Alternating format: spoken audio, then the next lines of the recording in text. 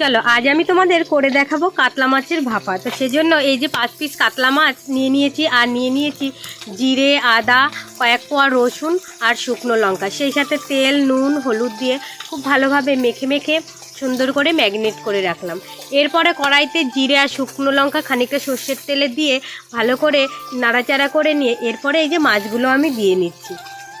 দিয়ে তারপরে যেহেতু আমি ভাপা বলেছি সেজন্য মশলাটাও আমি তেমন একটা ভাজবো না। এরপরে বাটি ধোয়া জল দিয়ে খানিকক্ষণ নেড়ে চেড়ে নিয়ে একটু মশলার কাঁচা গন্ধটা কোনো রকমে মিটে আসতেই এরপরে আমি দিয়ে দেব বেশ খানিকটা গরম জল, কারণ অনেকটা গরম জল দিতে হবে, যেহেতু কাঁচা মাছ সেটা কিন্তু এই জলেই পুরো সেদ্ধ হবে আর মশলাটাও মাখো মাখো হবে। ব্যাস জল দিয়ে এরপরে একটা থালা চাপা দিয়ে বেশ 25 মিনিট মতন ফুটিয়ে নিয়েছি। নেওয়ার পরে ঝোলটা শুকিয়ে আসতেই এই দেখো রেডি হয়ে গেছে আমার গরম গরম কাতলা মাছ ভাপা।